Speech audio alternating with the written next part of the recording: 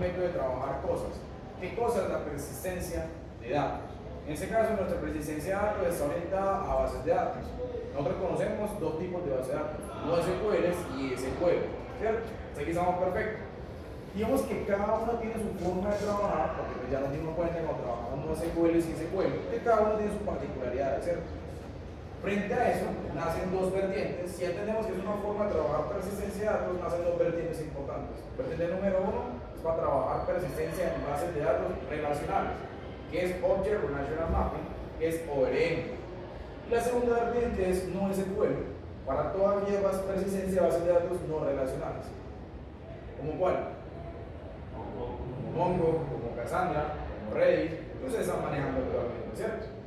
¿Qué se traduce ODM? Es Object Data Mapping, ¿cierto? Digamos que esa es la traducción de ODM, pues del acrónimo de ODM, pero básicamente ambas hacen exactamente lo mismo a grandes rasgos, que es manipulación directa para evitar código, para evitar código escrito repetitivo que siempre funciona básicamente igual. ¿Listo? En Spring Boot, el ORM por excelencia, ¿cuál es? Hibernate. ¿Conocen algún otro? Spring Boot. Hay uno que se llama Eclipse. Es más, hay uno que se llama, no sé si al revés o no sé qué orden va, pero sé que es ORM, JPA o JPA ORM. No recuerdo en qué orden va. Pero creo que es ORM JPA, se me olvidó en qué orden va. Pero sé que se llama así. Y hay otros más. En ODM, alguien ha chismoseado, ya que ¿qué ODM existen para manipulación con Spring? Nada, les tiro un datazo. Normalmente con los ODMs, como las NoSQL son particulares por cada herramienta que existe, muy normalmente van a encontrar una particular por cada uno. Porque por ejemplo, Hibernate tiene SQL Server, Postgres, MySQL, cualquier otra que sea parecida, como MariaDB, no sé. En general la peor de ellos solo existe sobre Hibernate y funciona, no pasa nada. En los ODMs no. En los ODM existe Spring Data, MongoDB, Spring Data, Cassandra, Spring Data, Couch Database, que es otro interesante. Pero digamos que son muy específicos lo que necesitan.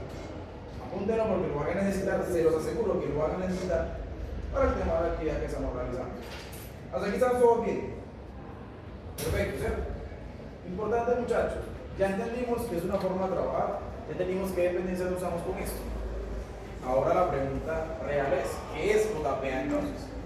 Si Hibernate, en este caso te vamos a conocer un poquito más hoy Hibernate es el que hace capaz todo el tema de modelado desde la base de datos a una clase en Java, crea las bases de datos, todo el tema de migraciones, todo el tema de CIR, todo lo puede hacer Hibernate.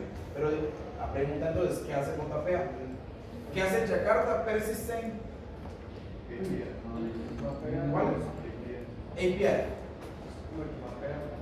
No tengo entendido el concepto técnico, pero sé que todos los ORM como Hibernate, como Eclipse algo, trabajan bajo JPA, digamos, esa es la base como tal del ORM en sí, JPA.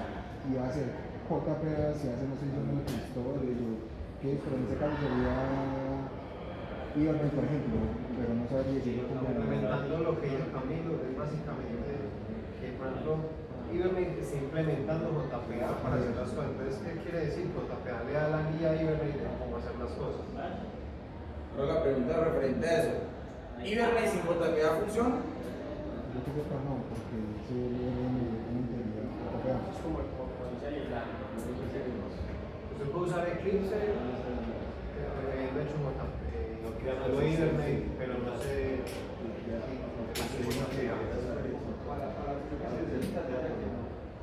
Bueno, importante, muchachos. Digamos que sí tienen más o menos la idea, pero no al 100%. ¿Por qué? El ORM, que es Hibernate, él hace y deshace lo que necesita. Él es la implementación. Él no necesita a nadie para funcionar. Hibernate, Eclipse, y el otro que se llama Cox, no sé qué, hay varios. No necesita a nadie para trabajar. A nadie. Tú puedes trabajar Hibernate. Que hoy no sea Hibernate, lo vamos a hacer, porque es demasiado tedioso. No es necesario, pero Hibernate funciona en JPA. ¿Qué pasa? ¿Para qué nació JPA? JPA es un estándar de, digamos, sentencias SQL Y hay algunas, depende del caso, hay algunas para no SQL, pero es un estándar para las sentencias que tú realizas hacia una base de datos relacional o no relacional, depende del caso que estés usando. Por eso, siempre que ustedes van a la documentación dicen, es que tú puedes tener cualquier ORM y JPA sigue funcionando. Porque JPA es como nosotros enviamos una interfaz, donde no interesa qué implementación está ejecutando esa interfaz. Sin embargo, les pregunto, si yo no tengo interfaz, ¿sigue funcionando el código? Si no tengo interfaz, si funciona el código, siempre un código directamente va a funcionar. No, exactamente lo mismo, así pasa también con JPA. Sin JPA también funciona, solo que ya no tienes el estándar de todo, por ejemplo, el firewall que tiene y las demás sentencias que ya tienen por defecto. Entonces, digamos que JPA es un estándar que realmente necesita algún ORM para funcionar de una manera real. Si no, pues él no hace nada. Él sin un ORM no funciona. Al revés, no. Entonces tampoco sería nada solamente con Hibernate intensivo o tocaría. Sí, no, Hibernate funciona solito. Solo que te tocaría hacerlo manual. Te tocaría usar Spring Data, JDBC, si lo quieres hacer manual. Pero pues digamos que ya hoy en día hacerlo manual con Hibernate, pues la verdad es necesario. Tocaría hacer las sentencias entonces igual como las hacemos con Algunas, no todas, pero algunas sí. Sí, más o menos. SQL puro, SQL puro. Tú debes hablar los DDLs ahí, tirando arriba dentro de un arroba, la query, para que funcione. Digamos que no es el sentido, ¿cierto? Por eso, siempre cada vez que usted vea algún video de un indio, de no sé, videos viejísimos, porque esta educación tiene videos nuevos, siempre hablan Hibernate y JPA juntos. Digamos que por eso es muy normal confundir esos dos conceptos, es extremadamente normal confundir esos dos conceptos. Pero ya ahí vamos entendiendo y pronto a continuar pues, se me apagó esa vaina. Ahí está. De pronto vamos jugando un poco con esa información, pero no pasa nada. Porque muchachos, es importante que entiendan eso. Porque cuando usted ve el ecosistema de Spring, el ecosistema de Spring, ya les mencioné 4 Spring Data nuevos. El Spring Data MongoDB, el Spring Data Cassandra, el Spring Data Redis, el Spring Data Cache. ¿Debes Cache o que no coach de base? Uy, no, yo tengo no sé qué orden va. Sí, es un modelo que se llama Coach Bus o Base Coach. No sé cómo se llama. Cualquiera de los dos tipos. Pero digamos que es un montón de vainas que ya facilitan la vida con Spring. Pues con Spring en general, no Spring, sino Spring en general. Entonces, digamos, la manera tradicional en la que venimos trabajando nosotros, ¿con qué? Con JDBC, con queries puras, teniendo problemas de pronto con inyección de SQL que nunca tuvimos porque nunca llegamos a esa instancia, siempre usamos los parámetros para que eso no pasara, ¿cierto? Seteamos el parámetro directamente en la SQL, pues para que la inyección de SQL no nos pasara. Pero digamos que cualquier persona hubiera hacer eso. Ya hoy por hoy no necesitamos tantas cosas porque ya existen librerías, dependencias que facilitan la vida. ¿Cuál pueden usar? La verdad, muchachos, ayer probé el de ORM JPA y es mejor. O sea, digamos que es mucho más listo y más rápido de usar Hibernate. Es que está hecho, o sea, ni siquiera tiene que instalar nada, ya viene por defecto cuando en el starter. Solo que a nivel de actualizaciones está muy atrasado, no tiene tantas descargas, o sea, como que digamos que JPA lo usó, pero en vez de irse contra la corriente, lo que siempre les digo, las pequeñas empresas cuando hacen algo nuevo, en vez de irse contra el mundo, mejor prefieren añadirlo. Entonces JPA, cuando nació solamente con su propio ORM, ya hoy por hoy no, se dio cuenta que pues, nadie usaba su ORM y abrió las puertas a cualquier ORM funcionar a través de él. Entonces, digamos que es interesante, pero no lo recomiendo, la verdad, con Hibernate tenemos y no hay nada más que hacer. Entonces, ¿por qué Hibernate es más popular o qué lo hace ser más popular? Por la verdad, ¿en qué punto se volvió popular? No sé, pero como al ser uno de los primeros ORMs que tenía Spring, pues lo que tenía Java realmente, uno de los ORMs que tenía Java, se popularizó. Y a través de esa popularización, mucha gente de la industria, desarrolladores Java, empezaron a mantenerlo. Y hay demasiada gente detrás de Hibernate con arreglar bugs, arreglar cositas, que hoy por hoy hay bugs, pero la gente no lo nota. pero ellos siguen manteniendo y actualizando. Pero ya hay varias versiones de Ibergen, entonces es por eso es el más usado. Es como, ¿por qué Coca-Cola vende más que Pepsi? Se volvió el estándar entonces para la protocolo operativo. Para Spring Java también lo tienen, pues por ejemplo cuando usas Java puro, cuando hay enfermitos que se ponen a tirar Java puro con ORMs y vainas raras, esa mía está ahí. Listo, ¿hasta aquí alguna pregunta, muchachos? Estamos plenos. El ORM o JPA, pero porque la facilidad que tiene. Pues porque nacieron juntos, literalmente nacieron para estar juntos. Pero pues, exacto, digamos que yo no lo usaría, porque es que no, me da ansiedad que la gente no actualice, que el último comienza hace 4 años, eso es creer mucho en la historia de la economía. Entonces listo, ya medio les mencioné por encima que es un ORM, cómo funciona, las partes clave que tiene. Ahora hablemos de las partes clave que tiene. ¿Y cómo que hago zoom acá? Ahí, bueno, yo no puedo hacer zoom, no pasa nada. Por ahí lo vemos. Entonces digamos, ¿cuáles son las partes claves que tiene Hibernate frente a lo que es un modelo o digamos una entidad dentro de Java? Tenemos varias anotaciones importantes. Anotación número 1 es la que se pone por encima de la clase, que es entity, que es literalmente para decirle a Spring Boot, hey loco, eso es un modelo. Internamente tienen digamos, las definiciones de los atributos o las columnas de esa tabla. Tú arriba también podrías definir, aquí puedes definir, hay otra que se llama, creo que arroba database o arroba, no me acuerdo cuál se llama la otra. Pero hay otra donde tú defines el nombre de la tabla, hay otra que tú defines el tipo de Se llama tabla, no se llama la cosa. ¿cómo que se llama eso? El idioma de la tabla. Se me olvidó cómo se llama eso. También, pues, el motor de la tabla, ¿cómo? El código. Eso, la codificación, es que no me acuerdo cómo se llama eso. Bueno, se nos olvidó el nombre. Pero sí, todo puede ponerlo por encima de lo de la tabla e internamente tiene varias. Entonces, por ejemplo, las más importantes son el ID, que es como por decir la llave primaria. También hay anotaciones para que te ayude el hacer el autogenerado. También hay, de hecho hay uno también autogenerado con UUID.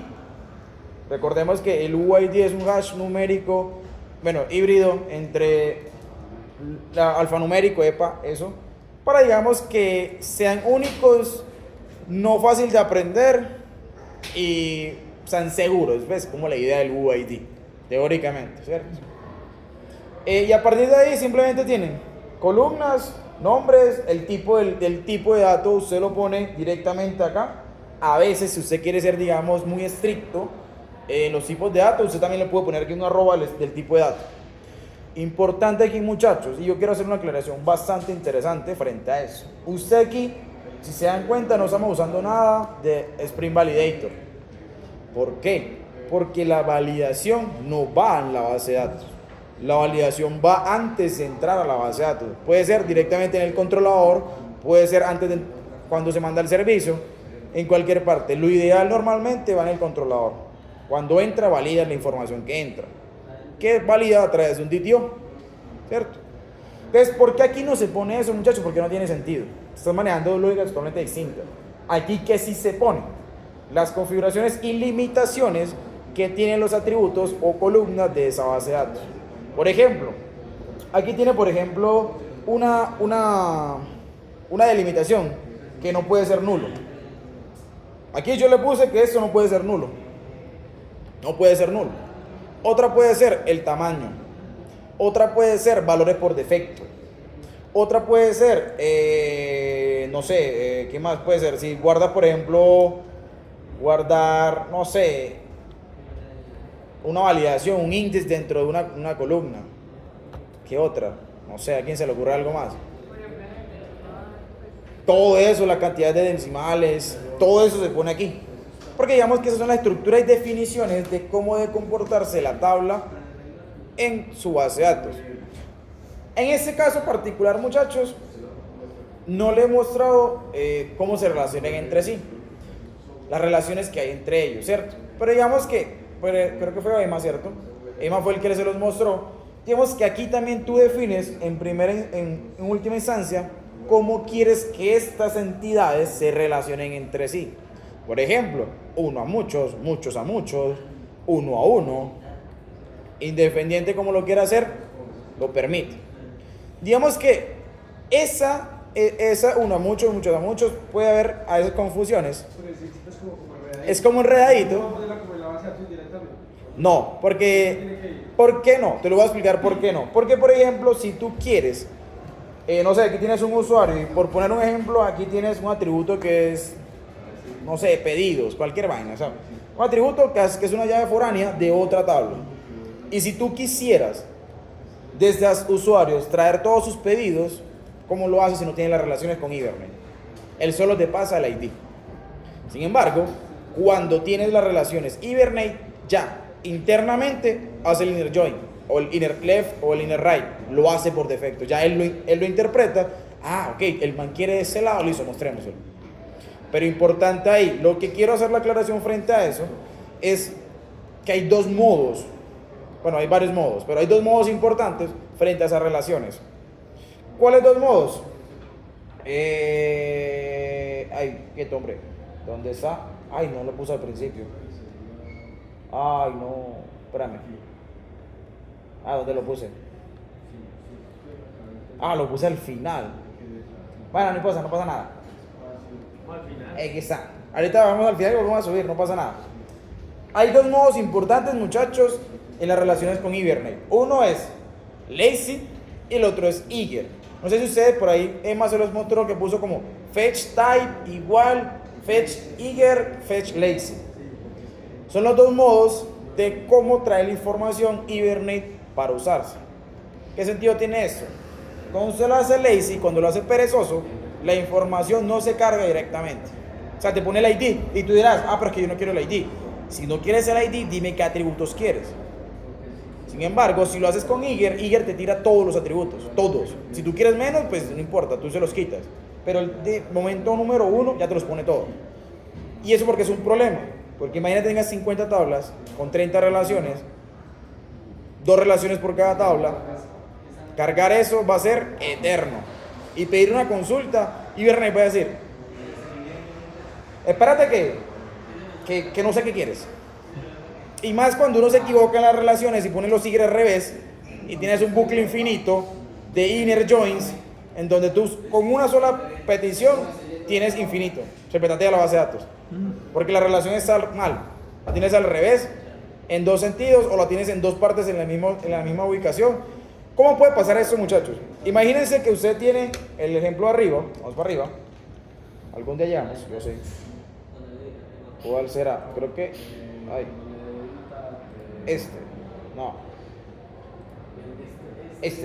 Digo, supongamos que aquí tengo usuarios, ¿cierto? Y aquí tengo unos pedidos, no pedidos. Y por alguna extraña razón, yo dije que aquí en pedidos era Eager. Bien, perfecto. Y luego voy a la tabla pedidos. Y en la tabla pedidos también está usuario y usuario está Eager. ¿Qué quiere decir eso? Yo voy a pedir a Pepe. Pepe pide sus pedidos, pero por cada pedido que pide Pepe, Pepe pide su información de otra vez. Y vuelve el ciclo infinito. Una y otra vez pidiendo información. Pero es importante mantener todas las relaciones en lazy. Todas las relaciones en lazy. ¿Qué problema le puede traer eso? El único problema que normalmente yo tuve frente a esto es con Map Structure. Hoy no lo hemos visto, pero alguien ya lo chismoseó, por ahí lo chismosearon. Map Structure necesita que todas las relaciones sean Eager. Pero eso es un problema, por esto. Tiene que hacerlo muy bien para que eso no te genere problemas ni bucles infinitos. Pero el resto funciona de manera, digamos, normal. Hasta aquí frente a eso, muchachos, ¿hay alguna pregunta? Señor. ¿Cuál es el que se utiliza por defecto? ¿Lazy o...? Lazy. Cuando no pones nada, se pone lazy. Aquí, Anthony, en el caso de lazy, supongamos que está trayendo solamente el ID. Suele pasar cuando uno le da clic al ID que se explica específicamente ese usuario. Pero entonces, si el usuario tiene más detalles internos, ¿qué tipo de detalles? Por ejemplo, pedidos, Pedidos, ¿cómo lo configuras? o sea, todo va dependiendo de cómo tú lo configures. Si tú cuando quieres llamar a usuarios, quieres traer toda la información, debes decirlo tipo Y. Si no, debes hacer la petición que también quiero lo que está interno de usuario. Entonces, que eso tú se lo dices.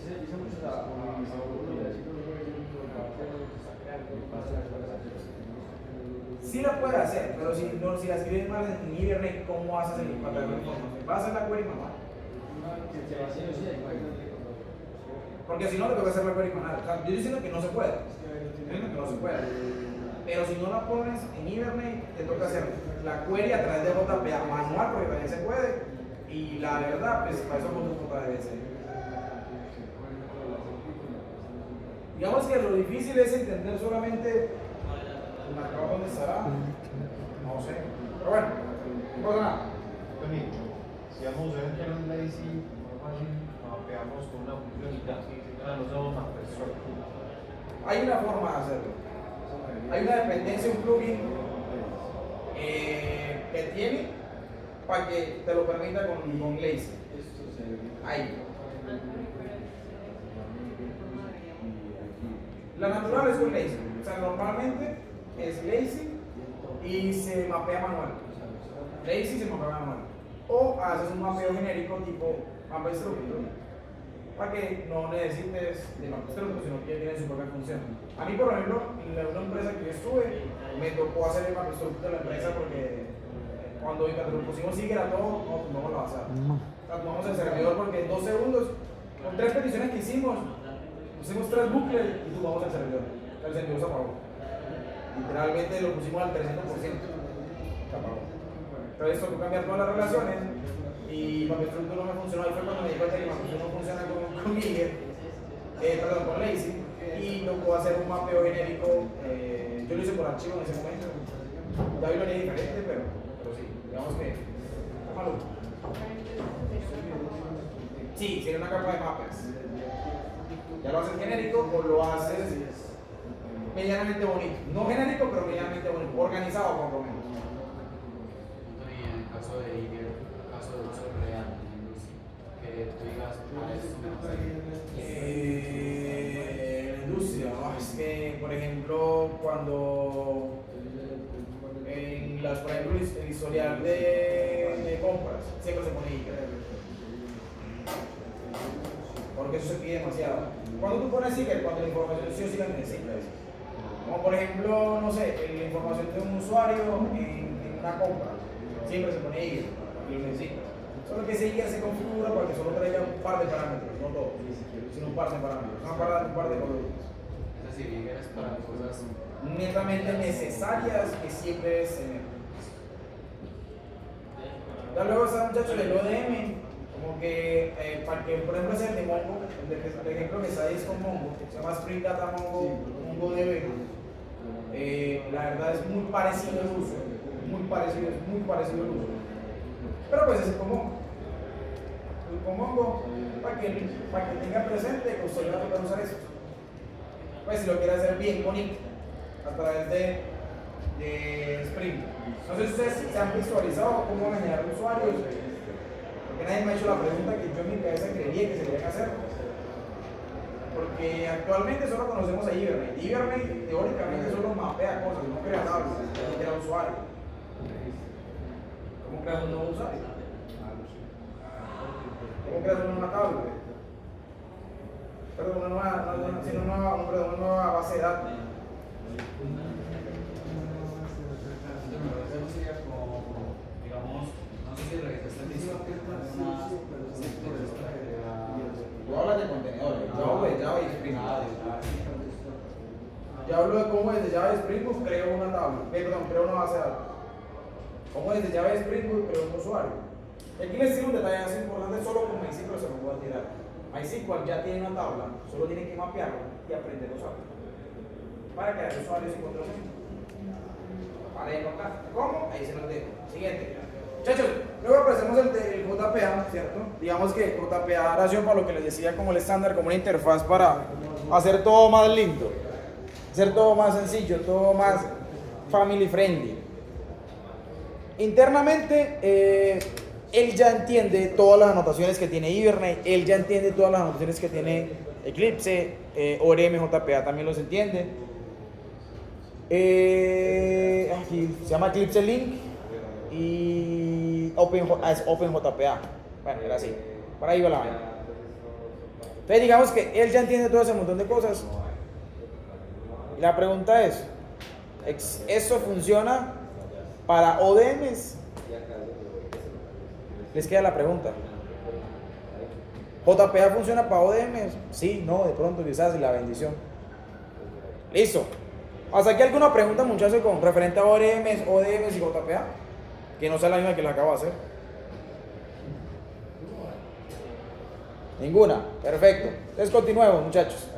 Entonces digamos que simplificando ese montón de cosas, de pronto ustedes ya empezaron a jugar con el Application Property y se dieron cuenta, Hibernate necesita esas tres primeras. Esas tres primeras son de Hibernate.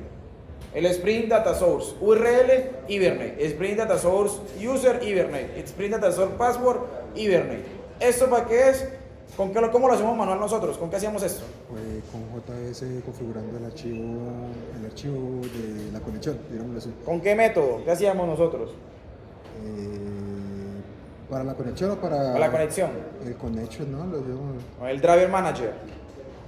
Con el Driver Manager hacíamos esto. Entonces, ya no necesitamos hacer nada raro. Eso ya lo hace. O sea, literalmente lo único que tiene que poner son variables de entorno bien y ya, para de contar. Ya el resto está hecho. Y lo otro, estas dos muchachos, JPA. No sé si ustedes han chismoseado cómo funciona esto. Pero digamos que esta primera sentencia es para hacer la sincronización de las bases, de las tablas a la base de datos real. ¿Qué quiere decir esto? Eso actualiza y borra la base de datos. O sea, si encuentra diferencias, toca tumbar, dropea la tabla y vuelve y sube la tabla. Y baila, es la bendición. Entonces, cuidado con eso. Cuidado con eso porque pueden tener información que les sirva, pero pueden borrarla también. Hoy por hoy que ustedes están en desarrollo y moviendo muchas cosas, investiguen seeders. Investiguen seeders, les va a ayudar la vida a un 1000%. Para que eso no es un problema, simplemente tumbas, levantas y seeder. Seeds, S-E-E-D. S-E-E-D, seeds, semillas. Y esto, muchachos, el JPA Show SQL, básicamente para que usted vea en consola lo que está pasando. ¿Qué queries usa? Ahí se van a dar cuenta que esas queries que hace Hibernate son rarísimas. Estas queries que hace Hibernate no, son rarísimas, rarísimas. Hay algunas que están haciendo ahí. Entonces, importante que chismoseen, aprendan un poquito, pero necesita aprender las SQL que hace Hibernate, es lo de menos, ya lo hace por interno. ¿Preguntas hasta acá? ¿Alguien ha tenido problemas con eso? Nada. Obviamente no podemos taparlo en el username. Entonces, cuando dice lo que fue Java, que por lo general se manejan las variables de entorno dentro de nuestro sistema. Es decir, no hay algo que administre eso como lo hacíamos. Sí, de hecho hay una forma, pero digamos que podemos usarlo de varias formas. Número uno, Java, pero Java en general, Spring Boot, tiene también .NET, que es como lo hacíamos con Node. Tiene .NET y también recibe un punto .m o la variable de entorno del computador que está corriendo. O número dos, que es la que yo en la industria realmente he usado. .NET lo usaba para proyectos personales, porque es más fácil. Pero realmente la industria se hace dentro de la capa de config, se hace una environments y hace como el empalme de lo que está en la variable de entorno y lo pega acá. Entonces digamos que depende mucho el caso, pero normalmente se hace a través de una configuración para que esté accesible y tiene dos formas de accederlo, dejándolo tipo application properties o poniéndolo como variables estáticas, cualquiera de las dos. Entonces digamos que depende mucho el caso de uso. Y entonces si uno lo pone en GML, ¿Cómo? en el GML, que también es como un property. La misma situación. La misma situación porque están expuestas. Pero digamos que si tú lo quieres hacer allá remota, la quieres copiar y pegar, bueno, digamos que bien, pues no está mal, pero no es lo normal que se hace. Porque uno no va al servidor, si se dieron cuenta lo tedioso que... Aún no lo han visto, pero se va a hacer cambiar una variable de entorno. Va a ser un peo. Pero ahí jugamos con eso. Pero digamos que uno, depende del caso, normalmente no va al servidor para cambiar esa variable de entorno. Uno lo que hace es, dependiendo de cómo se haga, en el deploy le pasa la variable de entorno y él internamente ya la reconoce. Entonces digamos que tiene muchos pros y muchos contras, muchas cosas, pero pues haga la manera que funcione. ¿Listo? O sea, ¿hay alguna pregunta frente a eso, muchachos? ¿Ninguna? Ay, ¿qué me pasó mi mouse? Lo apagué otra vez.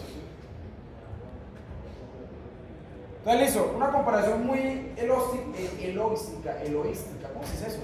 Muy general. ¿Cómo se llama? Holística, esa vaina. Muy holística de que es ORM y ODM y contrastado entre ambas partes. Es, base de datos son relacional y no relacional. ¿Cómo funciona el lenguaje de consultas? SQL, de un lado.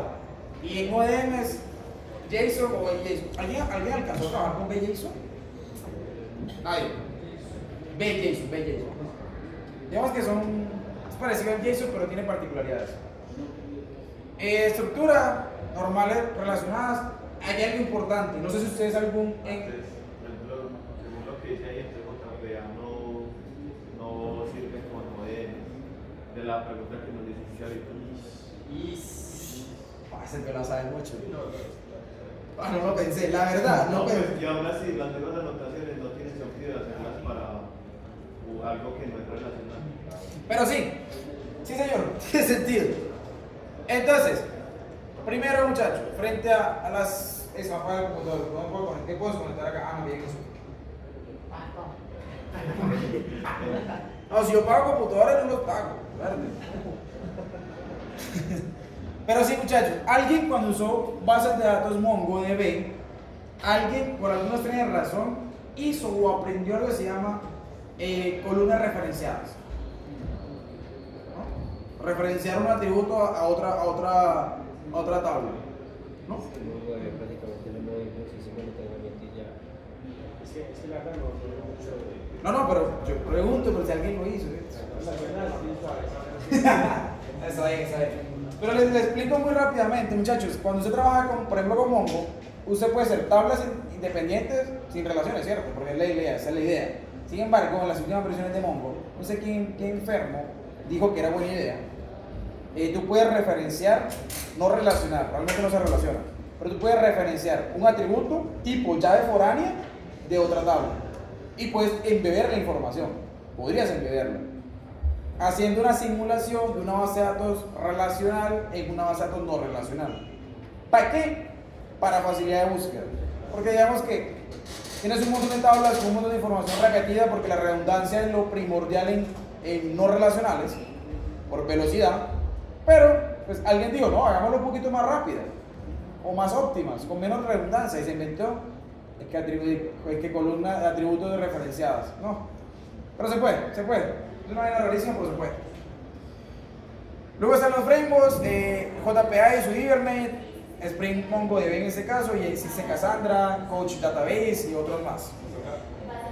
La escalabilidad, en su momento lo que hablábamos muchachos, horizontal y vertical. ¿Alguien recuerda qué significa esto? Vertical era tipos, pues usuarios, y horizontal era no. Ay, ¿cómo? ¿Qué pasa? Es que yo digo mucho. Ajá, vertical. Eso es. ¿Vertical o horizontal? Vertical es la aplicación, horizontal es el público. No era al revés. No, es así. Es así porque eso dijeron que Vea, usted cuando piense eso, piense en un edificio, un hotel. Siempre, es que es la forma más fácil de entender eso. Cuando usted crece verticalmente en un hotel, lo que usted hace es añadir cosas que las personas pueden usar. En ese caso, añadir más cuartos, ¿cierto? Pero son más cosas que la gente puede usar. ¿Qué gente? La misma gente que entra al mismo hotel. Sin embargo, si usted dice, ok, yo quiero hacer sucursales, horizontalmente creces en diferentes hoteles, más población, más alcance. Entonces, horizontal es alcance, entre comillas, público, para que te hagas una idea. Ojo, que eso es un ejemplo, no se van a casar con esa definición. Y vertical es crecimiento de funcionalidades. Ampliación de, como la herramienta con una navaja suiza. Pues es que igual, eso, el ejemplo también que nos dieron es de que no siempre se tuvo, o sea, Chapeto ya lo logró alcanzar el límite vertical. Ah, fui yo. Antes ya. vertical ya lo logró, pero el horizontal sigue en expansión. Es que digamos que Chapeto no puede aprender más. Chapeto solo aprende lo que la humanidad sabe, eso es lo que la gente no ha entendido todavía. Sí, es verdad. Por eso para investigación no funciona muy bien. Exactamente. ¿Tú cómo vas a investigar con Chapeto un material que no existe? Uno para las matemáticas. Él te va a decir, pero es que no existe. Ah, exactamente. Vamos a crearlo juntos. No, eso no. Él puede hacer interpretaciones de tus observaciones. Sí, eso funciona, pero a descubrimiento aún falta mucho. Lo normal que los esquemas flexibles y no sé qué.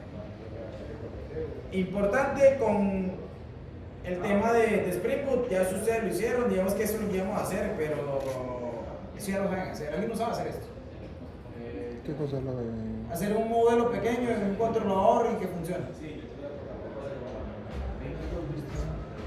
Listo, entonces avanzamos a lo interesante de hoy. Digamos que qué recomendaciones les doy yo, muchachos, a nivel de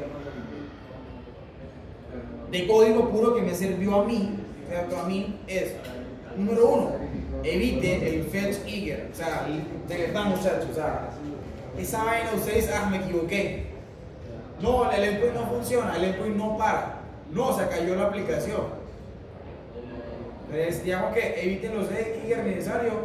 Número dos, si pueden investigar, porque eso es una recomendación que se les digo, si pueden investigar cómo funcionan las transacciones SQL, que ya por lo menos Spring Boot ya hace todo el sistema de transacciones, solo es entenderla cómo funciona, con el @transactional sería excelente. ¿Por qué? Porque a través de eso se puede manipular como las cosas a través del servicio y no esperar a que estalle el controlador, por ejemplo. Ya, digamos que tienes un poco más manipulación y evitas bloqueos a través de errores rarísimos, errores que tú no le tenías mapeado, por ejemplo. Entonces, bien. Número 3, digamos que si bien usted puede hacer el @query, ¿cierto? Arriba de cuando tienes el string JPA, puedes usted crear un nuevo método con @query, pasarle a query, pasarle parámetros, pasarle cositas. Se llama hacer queries personalizadas a través de JPA. Se puede, bacán. Que realmente, si usted le pone un nombre técnico a eso, se llama JPQL. Eso es el nombre. Y si usted aprende JPQL, lo invito a usar Oracle Database. Porque así funciona. Y eso, muchachos, la verdad, de pronto ustedes me dirán, es que no lo voy a usar para nada. Pero que usted le pregunte una pregunta técnica, ¿usted sabe Oracle Database? Sí, funciona así, así, así. Ya, pleno. Pleno, porque realmente si usted aprende con JPA, ¿cómo funciona? Las queries personalizadas, entiende cositas. Luego va a hacerlo con Oracle Database, o sea, no va. Digamos que es código, es SQL en código, básicamente. Número 4, las validaciones, muchachos, por el amor a Cristo. Las validaciones no van en la base de datos, van en la capa de presentación, en la capa donde ingresa la información. Puede ser controlador a través de un DTO, puede ser entre el servicio y la interfaz. Ahí, en la capa donde va entrando la información, donde tú validas si te sirve o no te sirve. Entonces, digamos que, en serio, o sea, eso también demuestra la separación, el desacoplamiento de responsabilidades. Oye, ¿se ha visto gente tirando ahí? Sí, yo he visto dentro de mi @entity, he visto no null, @email, @joycode. No, según los DTOs, las es solamente la representación de la ley para de contarnos, algo sencillo, algo chiquitito. Digamos que a grandes rasgos, muchachos, un DTO es la mínima expresión que necesitas dentro de las diferentes controladoras, ya sea como entrada o como salida. Eso es un DTO, la mínima expresión que tú necesitas, y a través de Spring Validator, lo que yo le decía, ¿te acuerdas cuando hicimos nuestro primer endpoint? Que yo le podía pasar un montón de atributos que ni siquiera tenía. ¿Y qué hacía? Los ignoraba. Eso no es un error, pero sí es un problema real en una API que digamos una API robusta. O sea, usted, ¿cómo no va a aceptar un error si le estoy pasando atributos que no tiene? Entonces, a través de un DTO y Spring Validator, eso ya no funciona. Porque literalmente el DTO lo que dice, hey loco, son esos 5 atributos con esas 5 características o las n características que tenga, y si no tienes eso, para atrás. Hay algunas que pueden ser nulas, entonces no hay problema. Pero es eso lo que yo voy a verificar. Y si tienen más vainas, yo digo, no, compa, yo por ahí no paso. Listo.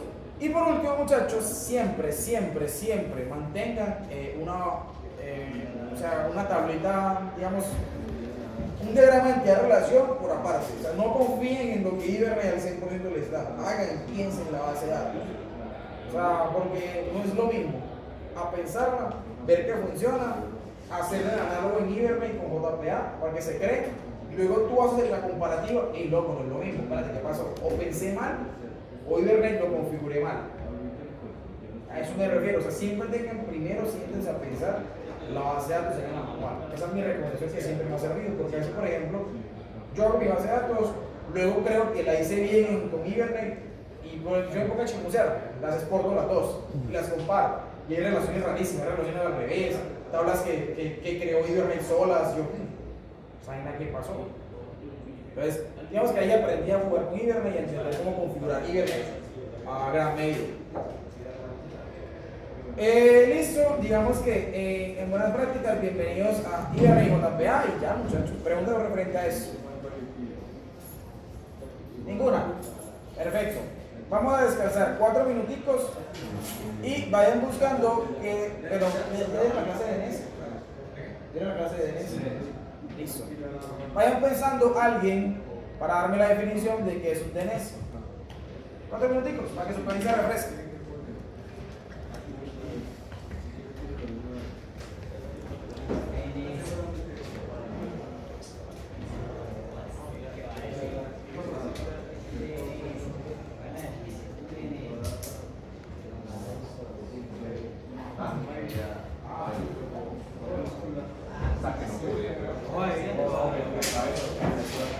Ay,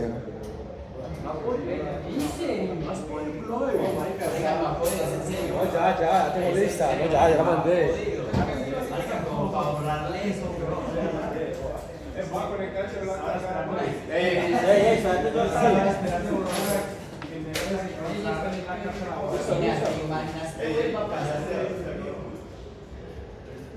¿Te imaginas que eso me va a pasar?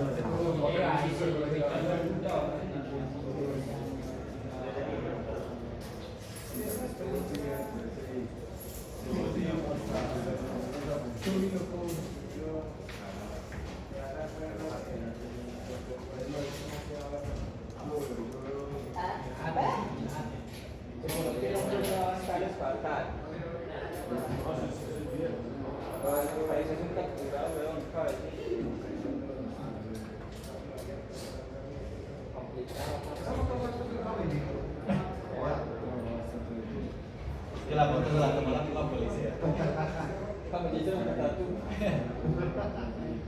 es con todo respeto. No, esa es la que le dieron de raspache.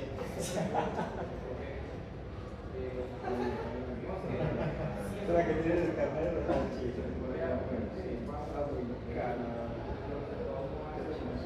Nadie sabe el espacio de pararse. Descansa como una hora, pero digo, yo todo el día no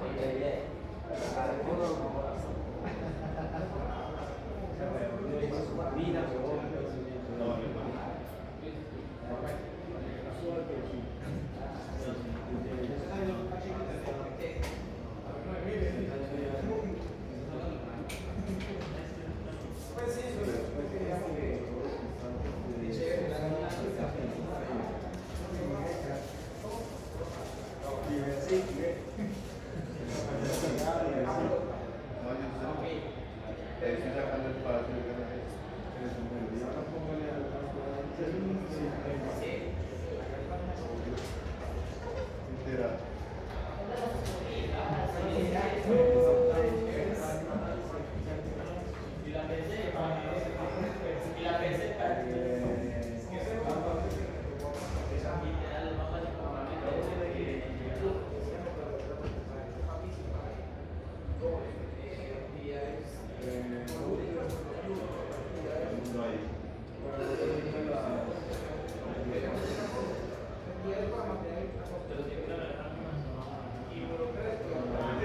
Manda la